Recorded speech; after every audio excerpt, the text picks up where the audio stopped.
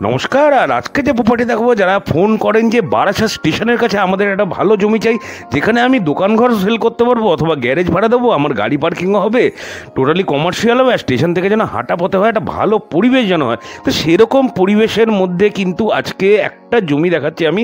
2 কাঠা জমি আছে, 2 কাঠা জমি আছে পুরনো কল্যাণী পাবলিক স্কুল। যারা বারাসাতের দীর্ঘদিনের বাসিন্দা, আপনারা পুরনো কল্যাণী পাবলিক স্কুল আশা করি চেনেন।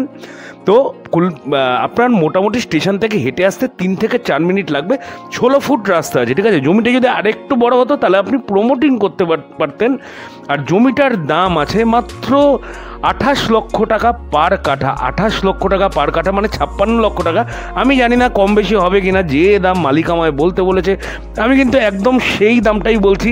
আপনারা বসতে পারেন। এবং লোনের ব্যাপারটা, প্রপার্টি কিন্তু শালি আছে, শালি থেকে বাস্তুর অ্যাপ্লাই করলে অথবা শালি জমিতে কিন্তু এরকম প্রপার্টিতে প্রাইভেট ফাইন্যান্স অথবা LIC থেকে আপনি কিন্তু আরামসে লোন পেয়ে যাবেন।